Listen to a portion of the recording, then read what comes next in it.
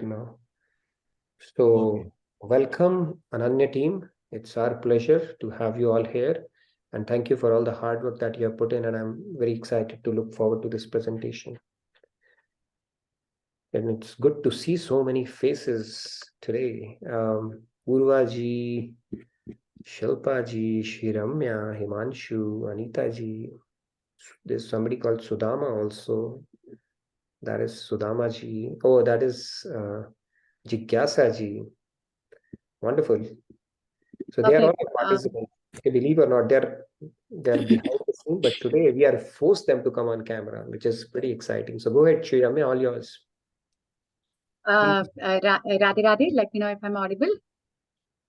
Yes, Shriramya, we are currently living on 99, okay? It's only because of your presentation. We are going to hit 100 today. I have a feeling. Or maybe on 99. Okay. Go ahead. That is getting me nervous.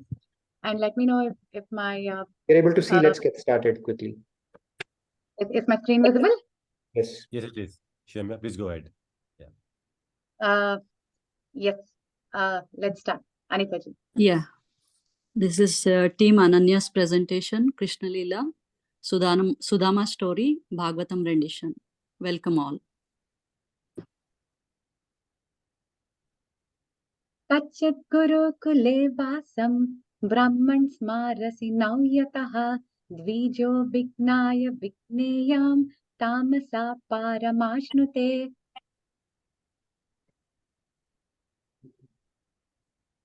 When Krishna and Balramji became old enough, as was the custom, they were sent from Vrindavan to Sandipni Guru's ashram.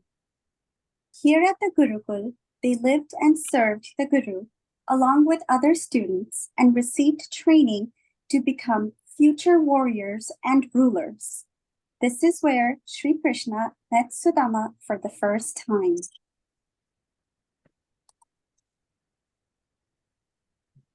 Krishnasya Saka Kaschit Brahmano Brahma Vittamaha Virakta Indriyateshu Prasantatma Jitendriyaha. Hey Sudama, will you be my friend? But I am a poor Brahmin and you are a royal. How can we be ever friends? Friends need to help each other in times of need. I have nothing to offer you. Just promise me that no matter what, we will always be friends. I promise that as your friend, I will never ask you for something you cannot give me.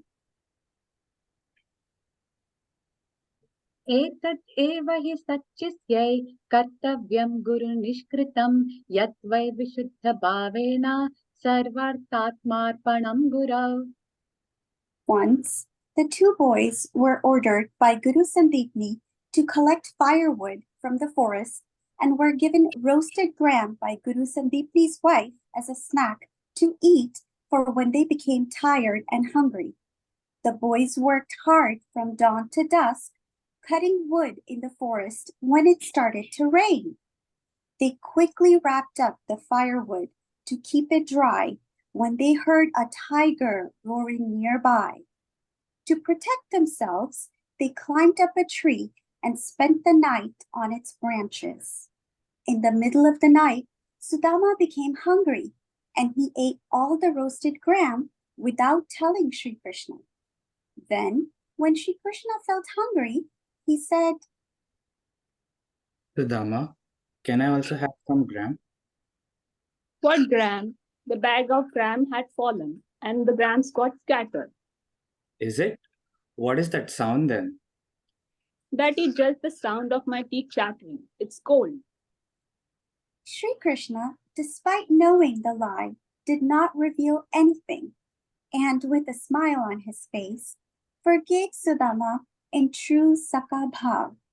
The boys went back to the ashram, and Sri Krishna, being very hungry, asked Guru Sandipni's wife for some food. She was puzzled, as she had given enough gram for both boys. The Guru's wife, unfortunately, was not that forgiving. When she found out what had happened, she cursed Sudama with lifelong poverty. Yasya chando mayam brahma Deha avapanam vibho shreyasham tasya gurusu vasotyanta vidambhanam. The time had come for Sri Krishna to execute the works for which he had incarnated on earth. Sudama was saddened at the thought of having to leave his dear friend. They parted ways and did not meet for several years. Sri Krishna went on to become the king of Dwarka and lived with Devi Rukmani, Satyabhama, and several other Ranis in great opulence. Sudama, on the other hand, was living out his curse, ridden with poverty. He didn't even have enough money to feed his children. His wife Sushila, though pious like him, could not bear the thought of her husband and children living in dire conditions.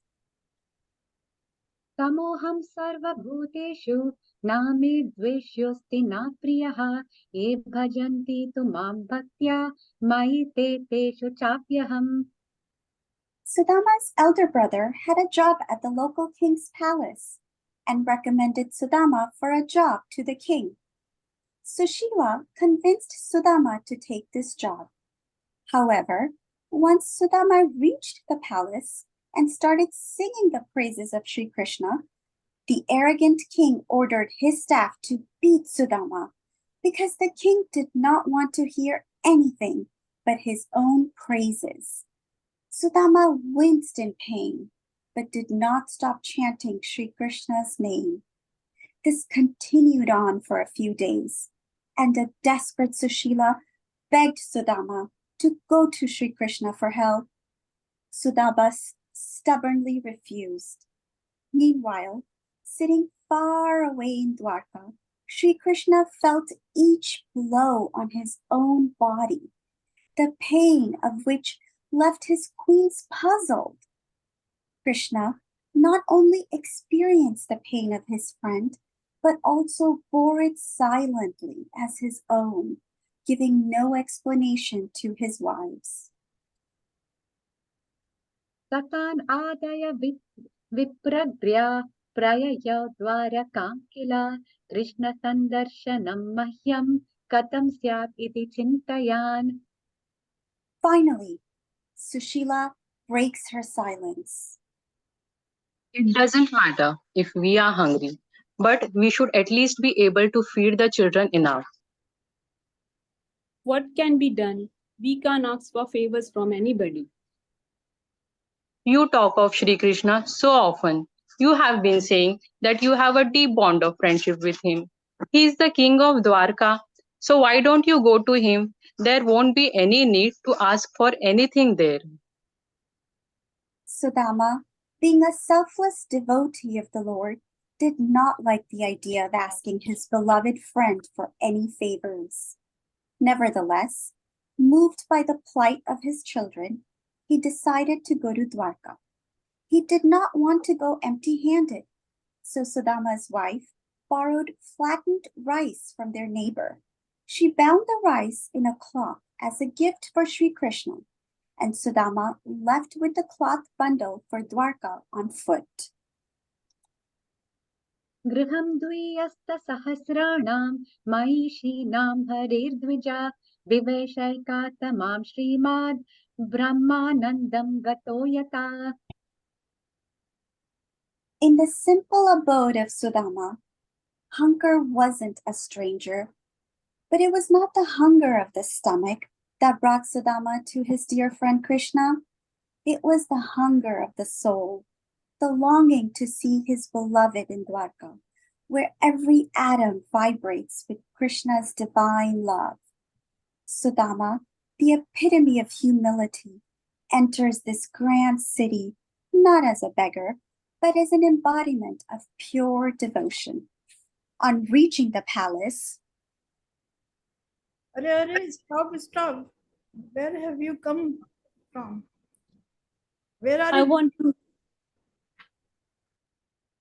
want to meet my friend Krishna. He is my childhood dearest friend. Please go and tell him his friend Sudama has come to meet him. Everybody here wants to meet Dwarkadhish Shri Krishna. After all, He is the king. How can you, looking like a beggar, be a friend of king? Sudama waited a whole day outside the palace until another guard went and informed Sri Krishna of Sudama's arrival. Sakhya priyasya viprarser anga sangati nirvritaha prito vyamunchat abindun netra vyam pushkarekshanaha. On hearing Sudama's name, every pore of Sri Krishna's body was filled with jubilant emotion. Everyone, from the queens to the palace staff, looked on in wonder as Sri Krishna ran barefooted to meet his poor friend, also barefooted and bruised. Sri Krishna, looking at his haggard friend, embraced Sudama tightly and took him into the palace.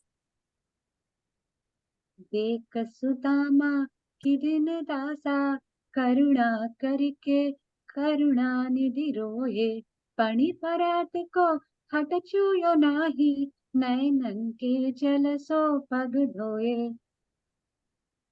Sri Krishna could not bear to see Sudama's destitute state, and the Lord washed his Sakha's feet with tears of love instead of water. Sri Krishna was filled with deep sorrow and marveled at the selfless love of his dear Sudama, who not once asked him for anything. See, the Lord of the universe washing the feet of his devotee. Such is the greatness of true devotion. Sudama's heart swelled with love. Not a word of his plight leaves his lips in the divine presence of Sri Krishna. All the worldly troubles seem to melt away. Hatayam chakra durgatha purva guru kule sataho atmanor lalita rajan karo gruhya parasparam. While Sri Krishna hosted his friend Sudama, he recalled the wonderful times they had spent in Guru Sandipni's ashram, as well as the night the two of them had spent in the forest atop a tree hiding from a tiger. Though Sudama had brought a gift for Sri Krishna, he was embarrassed of presenting the tiny, tethered bundle of flattened rice to the king of Dwarka. Sri Krishna, ever the prankster, with a twinkle in his eye, exclaimed to Sudama repeatedly, Kim upayanam manitam brahman me bhavatagrahat anvapi upahartam bhaktyai premna bhuri eva me bhavet bhuri api abhakto bhartam name toshaya kalpate. Why don't you show me what is in the bag, my dear friend? Is it something for me? It is something for me, isn't it? Sudama kept dodging Sri Krishna to avoid him, but Sri Krishna won the little duel and snatched the bag of rice, leaving Sudama dismayed. How was he to know that though he had been cursed with lifelong poverty, it was time for his fortunes to change? One who the Lord chooses to protect cannot be destroyed by anything else. Sudama's bad karma, accrued from stealing from the Lord in childhood, had been exhausted. Etavatalam vishvatman sarva sampat samriddhaye asmin loke tavamusmin pumsastvatosha karanam. Smiling mischievously, Sri Krishna lovingly put a handful of the flavorless, flattened rice in his mouth and ate it with great relish. Yum! With this mouthful, he gave Sudama the riches of the first loka. Fully under the sway of love, he took a second mouthful, with which he gave away the second loka. With the third mouthful, he would have given his own abode, or the third loka, when Devi Rukmani stopped him saying he should not eat alone and share the gift with his Ranis.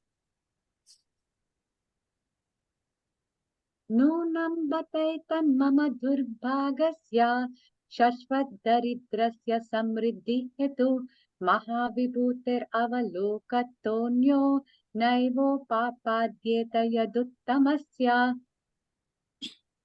Sudama, on the other hand, was none the wiser of what had transpired. He felt sad as he remembered his hungry children at home, but he couldn't prepare himself to ask Sri Krishna for any favors. After a few days, it was Sudama's farewell day, and on the way back, he wondered, What shall I say when my wife asks what I have brought back? as Sudama approached home, he could not find his hut. Instead, his wife came out from a magnificent palace, dressed in elegant clothes. Look at Sri Krishna's might. We have been rid of our poverty. Krishna has ended our miseries. But my dear, I never told him about our condition. The Lord, the eternal giver, does not let his devotees' hands remain empty. Sudama went to meet his friend, and in return, Sri Krishna filled his life with riches. But remember, the true wealth Sudama received was not the palace, but the divine love and grace of Sri Krishna. The conclusion is, shall I go on? Yes, Ananya. Such is the divine play of Krishna and Sudama, a tale that reminds us that true devotion lies not in grand gestures, but in the purity of heart and soul. Let us imbibe Sudama's humility and Krishna's boundless love. Jai Shri Radhe, Jai Shri Krishna. Radhe Radhe. Radhe Radhe. Thank you. Etad brahmanya devasya shrutva brahmanyatam naraha labdha bhavo bhagavati karma bandhad vimuchyate. The whole team of Team Ananya is Sri Ramya ji is Shloka recitation, Himanshu ji is Sri Krishna, Jitnyasa ji is Sudama, Purva ji is Sushila and guard, Shilpa ji is narration, and myself is introduction and conclusion. Sunita Gupta ji is guard, and a lot of support and love from the rest of the team. Arun ji, Rajita ji, Prashant ji, Aparna ji, Shashwat ji, Akshata ji. Thank you all. Radhe Radhe. Thank you Radhe very Radhe. much. Ananya, Let me read out the last shloka. Parikshit, the man who hears this account, which illustrates Lord Sri Krishna's love for the Brahmanas, attains devotion to the Lord and obtains release from the bondage of karma. And before I let go of all of you, we have a huge shout out to Sunita ji. This is Shilpa ji's mom who took on the role of the guard when we did not have anyone to play the role of the guards. She was not on the team, she was not participating in the classes, but at the last moment, and she came up and she told, I'll take the role of the guard. So huge thanks to Sunita ji, Shilpa ji's mother. Thank you. Radhe Radhe.